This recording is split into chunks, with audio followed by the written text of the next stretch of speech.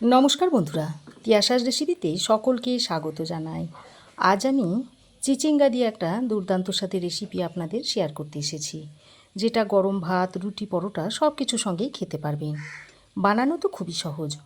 ঘরে থাকা সামান্য কয়েকটা উপকরণ দিয়ে রেসিপিটা আপনারা খুব সহজে তৈরি করে নিতে পারবেন।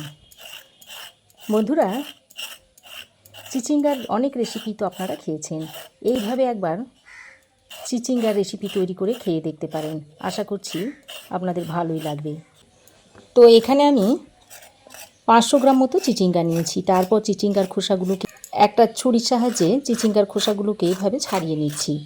এইভাবে একটা ছুরির সাহায্যে হালকা করে টানলেই চিচিঙ্গার খোসাগুলো দেখবেন উঠে আসবে। তো এইভাবে চিচিঙ্গার খোসাগুলোকে ছাড়িয়ে নিয়েছি। তো চিচিঙ্গার খোসাটা ছাড়ানো হয়ে গেলে এবার আমি এই চিচিঙ্গার মুখের অংশ আর পিছনের অংশটা কেটে ফেলে দিচ্ছি। তারপর চিচিঙ্গাটাকে প্রথমে এরকম ছোট ছোট করে টুকরো করে নিচ্ছি। বন্ধুরা, আমার এই আজকের রেসিপি যদি আপনাদের ভালো লাগে তো অবশ্যই একটা লাইক, শেয়ার, কমেন্ট করবেন। আর চ্যানেলে যদি নতুন হয়ে থাকেন তো প্লিজ চ্যানেলটাকে সাবস্ক্রাইব করবেন। তো এইভাবে ছোট ছোট টুকরো করে নিয়েছি। তারপর এই চিচিঙ্গাটাকে আবার 4 টুকরো করে নিচ্ছি। দেখুন, এইরকম ছোট করে কেটে নিতে হবে।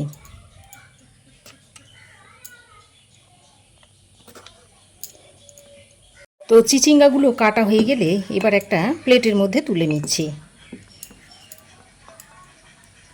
কাটার আগে চিচিঙ্গাগুলো ভালো করে ধুয়ে নিয়েছিলাম, তাই কাটার পর আর চিচিঙ্গাটাকে ধোয়ার দরকার নেই। এবার আমি কড়াই গরম করে দিয়ে দিচ্ছি সর্ষের তেল। তেলটা ভালোভাবে গরম হয়ে এবার আমি এখানে নিয়েছি 1 মুঠো মতো বড়ি। সেই বড়িটা এই গরম তেলে দিয়ে দিচ্ছি। এবার এই বড়িটাকে ভালো করে নেড়ে চেড়ে লাল লাল করে ভেজে নিচ্ছি। তো দেখুন, বড়িটাকে আমি এরকম লাল লাল করে ভেজে নিয়েছি। তারপর বড়িটাকে তুলে রেখে দিচ্ছি। এবার আমি ওই তেলে দিয়ে দিচ্ছি কেটে রাখা আলু। আমি 2টো মিডিয়াম সাইজের আলুকে এরকম লম্বা লম্বা আর পাতলা করে কেটে নিয়েছি, সেটা এখানে দিয়ে দিচ্ছি।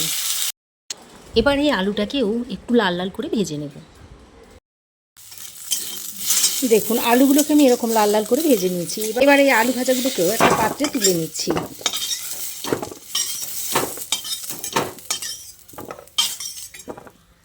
তারপর ওই কড়াইয়ে আরও সামান্য একটু তেল দিয়ে দিচ্ছি। এবার আমি এই কেটে রাখা চিচিঙ্গাগুলোকে দিয়ে দিচ্ছি। এবার এই চিচিঙ্গাটাকে দিয়ে হাই ফ্লেমে ভালো করে একটু ভেজে নেব।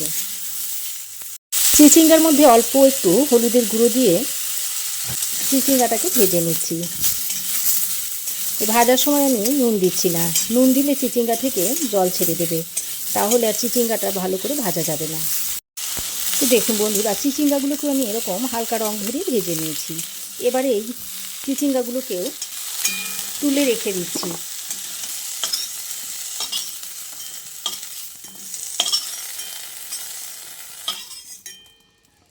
তো দেখুন বন্ধুরা, আলু চিচিঙ্গা ভেজে তুলে নিয়েছি। এবার আমি ওই কড়াইতে আরও 1 চামচ পরিমাণ সর্ষের তেল দিয়ে দিচ্ছি। খুব কম তেলে আজকে রান্নাটা আপনাদের করে দেখাচ্ছি। ওই তেলের মধ্যে দিয়ে দিচ্ছি একটা শুকনো লঙ্কা ছিঁড়ে, একটা তেজপাতা ছিঁড়ে দিয়ে দিচ্ছি, আর দিয়ে দিচ্ছি সামান্য পরিমাণে একটু 5 ফোড়ন। এবার এই তেজপাতা, শুকনো লঙ্কা, 5 ফোড়নটা দিয়ে ফোড়নটা কিছুক্ষণ ভেজে নিচ্ছি। ফোড়ন থেকে যখন সুন্দর একটা গন্ধ ছাড়বে ঠিক সেই পর্যায়ে এখানে আমি দিয়ে দিচ্ছি 1/2 ইঞ্চ মতো আদার টুকরো আর একটা কাঁচা লঙ্কা থেঁতো করে। আদা কাঁচা লঙ্কাটা ফোড়নের সঙ্গে আরও কিছুক্ষণ ভেজে নিচ্ছি, যাতে আদার কাঁচা গন্ধটা চলে যায়। তারপর এর মধ্যে দিয়ে দিচ্ছি একটা ছোট সাইজের কুচনো টমেটো। টমেটোটা দিয়ে ফোড়নের সঙ্গে আরও কিছুক্ষণ ভেজে নিতে হবে। এই টমেটোটাকে একটু ভাজা ভাজা করে নিতে হবে। টমেটোটা যাতে তাড়াতাড়ি নরম হয়ে আসে সেই জন্য পরিমাণ মতো নুনটা এই পর্যায়ে দিয়ে দিলাম। নুনটা দিয়ে টমেটোর সঙ্গে ভালো করে মিশিয়ে নিচ্ছি। টমেটোটাকে বেশ খানিকক্ষণ ভাজা ভাজা করে নিয়ে এবার আমি এর মধ্যে অল্প পরিমাণে একটু জল দিয়ে দিচ্ছি, কারণ এখানে আমি গুঁড়ো মশলা যোগ করব। তো প্রথমে দিয়ে দিচ্ছি 1/2 চামচ পরিমাণ হলুদ গুঁড়ো, 1/2 চামচ দিয়ে দিচ্ছি জিরে গুঁড়ো, 1/2 চামচ দিচ্ছি ধনে গুঁড়ো, আর কালারের জন্য দিয়ে দিচ্ছি অল্প একটু কাশ্মীরি লঙ্কার গুঁড়ো। এতে ঝাল হবে না, কিন্তু একটা সুন্দর কালার আসবে তরকারির মধ্যে। তো গুঁড়ো মশলাগুলো দিয়ে আবার সব কিছুকে একসঙ্গে ভালো করে মিশিয়ে নিচ্ছি। তো খুব ভালো করে মিশিয়ে নিয়ে এবার আমি একটা ঢাকনা লাগিয়ে মশলাটাকে কিছুক্ষণ কষিয়ে নেব। এতে করে টমেটোটাও ভালোভাবে গলে যাবে আর মশলাটাও খুব সুন্দরভাবে কষানো হয়ে যাবে। তো দেখুন 2-3 মিনিট মতো ঢাকা দিয়ে মশলা আমি খুব ভালো করে কষিয়ে নিয়েছি। আর দেখুন মশলা থেকে খুব সুন্দর তেল ছাড়তে শুরু করেছে। এবার আমি ভেজে রাখা আলু আর চিচিঙ্গাটা দিয়ে দিচ্ছি। তো ভাজা আলু আর চিচিঙ্গাটা দিয়ে আবারও মশলার সঙ্গে খুব ভালো করে মিশিয়ে নিচ্ছি। বন্ধুরা, চিচিঙ্গার অনেক রেসিপি আপনারা খেয়েছেন। এইভাবে আলু দিয়ে চিচিঙ্গা নিরামিষ ঝোলের রেসিপিটা আপনারা খেয়ে দেখতে পারেন, খেতে খুব সুস্বাদু হয়। আলু আর চিচিঙ্গাটা দিয়ে মশলার সঙ্গে আরও 2-3 মিনিট মতো কষিয়ে নিয়েছি। তারপর আমি এর মধ্যে দিয়ে দিচ্ছি পরিমাণ মতো জল। আর এখানে আমি উষ্ণ গরম জলটা দিয়েছি। যে কোনো রান্নাতে উষ্ণ গরম জল দেবেন, তাহলে স্বাদও যেমন সুন্দর হবে আর রান্নাটাও খুব তাড়াতাড়ি হয়ে যাবে। তো জলটা দিয়ে খুব ভালো করে মিশিয়ে নিয়েছি। তো মেশানো হয়ে গেলে এবার একটা ঢাকনা লাগিয়ে 5-6 মিনিট মতো রান্না করে নিচ্ছি। এদিকে আমি একটা তরকা প্যানের মধ্যে দিয়ে দিচ্ছি 1/2 চামচ পরিমাণ 5 ফোড়ন, আর হলুদ আর কালো সর্ষে মিলে দিয়ে দিচ্ছি 1/2 চামচ। এবার 5 ফোড়ন আর সর্ষেটাকে একসঙ্গে করে একটু হালকা করে ড্রাই রোস্ট করে নিচ্ছি। এইভাবে যখনই একটু চটপট করতে শুরু করবে, সেই পর্যায়ে 5 ফোড়ন আর সর্ষেটাকে নামিয়ে নিচ্ছি। নামানোর সঙ্গে সঙ্গে একটা বাটির মধ্যে ঢেলে নিতে হবে, তা না হলে এটা পুড়ে যাবে। তো দেখুন ঠান্ডা হওয়ার পর এটাকে আমি এরকম করে গুঁড়ো করে নিয়েছি। তো ঢাকা দিয়ে আমি আরও 5-6 মিনিট রান্না করে নিয়েছি। আর দেখুন আলু খুব সুন্দরভাবে সেদ্ধ হয়ে গেছে, আর চিচিঙ্গাগুলো দেখুন খুব সুন্দরভাবে সেদ্ধ হয়েছে। এবার আমি ভেজে রাখা বড়িগুলো দিয়ে দিচ্ছি, আর অল্প একটু চিনি দিয়ে দিচ্ছি যাতে স্বাদটা ব্যালেন্স হয়। তবে যারা চিনি অপছন্দ করেন দিতে হবে না। তো বড়ি আর চিনিটা দিয়ে আবারও সব কিছুকে একসঙ্গে ভালো করে মিশিয়ে নিয়েছি। তারপর ঢাকা দিয়ে আরও 2 মিনিট রান্না করে নিচ্ছি।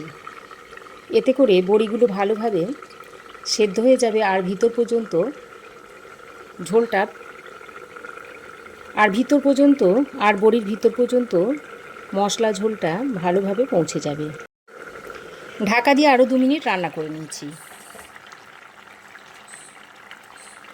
আর বড়িগুলো দেখুন খুব সুন্দরভাবে সেদ্ধ হয়ে গেছে।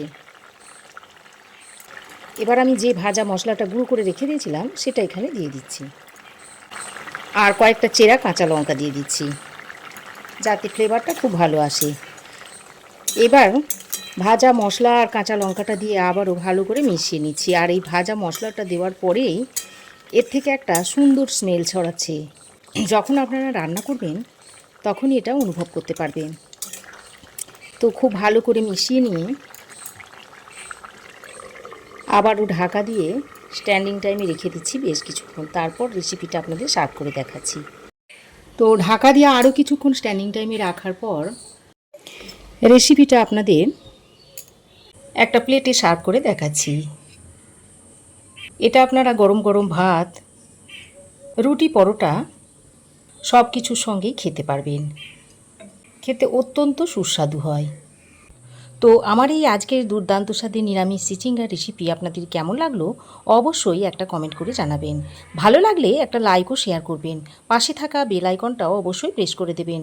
আর আমার চ্যানেলে যদি নতুন হয়ে থাকেন তো প্লিজ চ্যানেলটাকে সাবস্ক্রাইব করার অনুরোধ রইল। আজ এই পর্যন্তই। আবার দেখা হবে নতুন কোনো রেসিপি নিয়ে নেক্সট এপিসোডে। সে পর্যন্ত ভালো থাকবেন, সুস্থ থাকবেন। ধন্যবাদ।